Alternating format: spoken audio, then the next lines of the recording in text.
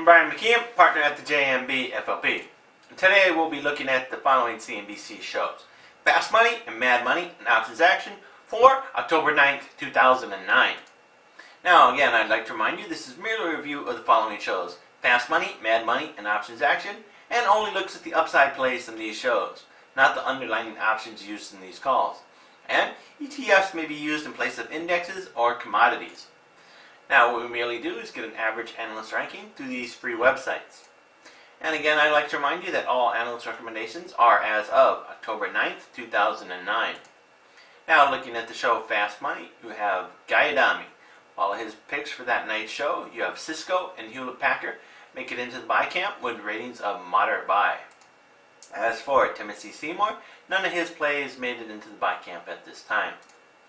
As for Joe Terranova, only thing that he had to make it into the buy camp was Johnson & Johnson and Hewlett Packard with ratings of moderate buy. Now as for Adam Benjamin and Karen Fineman, of course you can see that none of their plays made it into the buy camp at this time. Also there was Mike and Greg. You can see that Mike had nothing make it into the buy camp, but Greg was able to come in with a strong buy with gold. Now moving on to the show Mad Money with Jim Cramer. Now of all of his upside plays for that night's show, you can see that Apple was the only one to make it into the buy camp at this time with a rating of moderate buy. And on to the CNBC show Options Action. You can see that Stacy and Mike had no plays make it into the buy camp at this time. Same with Dan and Scott, none of their plays made it into the buy camp at this time.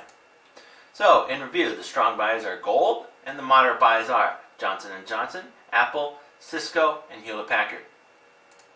So again, I'd like to remind you that all analyst recommendations are as of October 9th, 2009. And I am not a licensed investment advisor, and the investments I am showing you today, what I'm doing for my friends and family's accounts. And I am not affiliated with CNBC or any of its affiliates, or any of the websites used to determine these rankings. So, I'd also like to remind you that I currently own shares of Apple, the Dow Jones 30 ETF, the Gold ETF, and the S&P 500 ETF. So again, this is Brian Mckeon from the JMB FLP saying thank you and see you next time.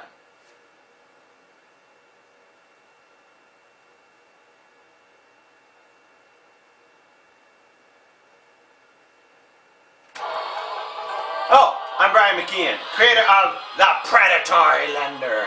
Now if the previous was a little too boring for you, try The Predatory Lender and join the predatory lending team as they go on their intergalactic adventures trying to hunt down the next great investment opportunity for you.